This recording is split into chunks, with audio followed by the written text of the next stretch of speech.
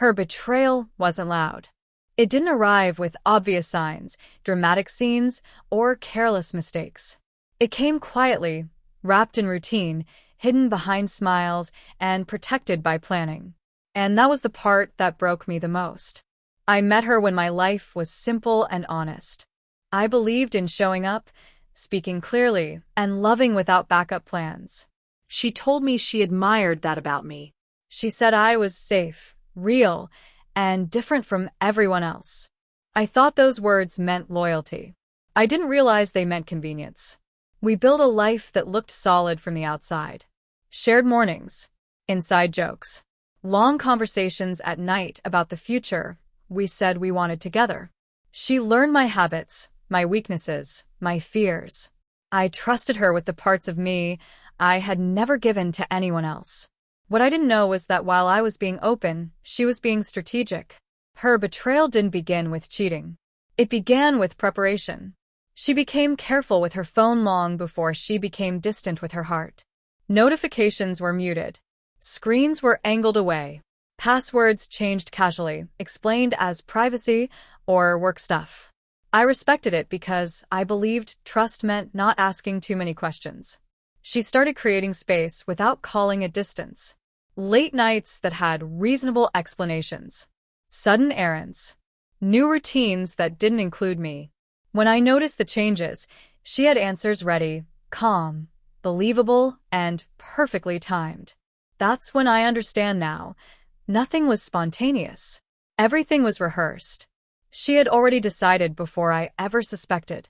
The man she betrayed me with wasn't a mistake she fell into. He was someone she chose while still choosing me every day in public. She didn't trip into his arms. She scheduled him between responsibilities. She didn't risk exposure. She minimized it. She built a double life with discipline. I was still being kissed goodbye in the mornings while she was planning messages to send him once I left. I was still being told, "I love you," while she was deleting call logs and clearing chat histories. I was still defending her to friends while she was quietly protecting her secret. What hurt wasn't just the cheating. It was the level of control. She knew when to act affectionate, so I wouldn't suspect. She knew when to start arguments, so she could justify emotional distance. She knew exactly how much truth to give me without revealing anything real. She didn't want to leave me. She wanted to keep me stable. I was the safe ground. He was the escape. And she managed both carefully. When the truth finally surfaced, it didn't come from confession. It came from cracks. Small inconsistencies that no amount of planning could fully erase. A detail that didn't match. A story that changed slightly. A moment where her rehearsed calm slipped for just a second too long. I didn't confront her immediately. I watched. I listened. I paid attention. And that's when I saw it clearly. She wasn't panicking because she had hurt me. She was panicking because her system was failing. When I finally asked her directly, she didn't cry right away. She calculated first. She denied. Then minimized. Then reframed. She said things like it didn't mean anything, and I never planned for this to happen. Even though every step had been planned. She wanted forgiveness without accountability. Closure without consequences. She told me she was confused. But confusion doesn't organize secrets this well. She told me it just happened. But accidents don't require passwords, lies, and timing. Her betrayal wasn't emotional chaos. It was intentional control. What shattered me wasn't only losing her.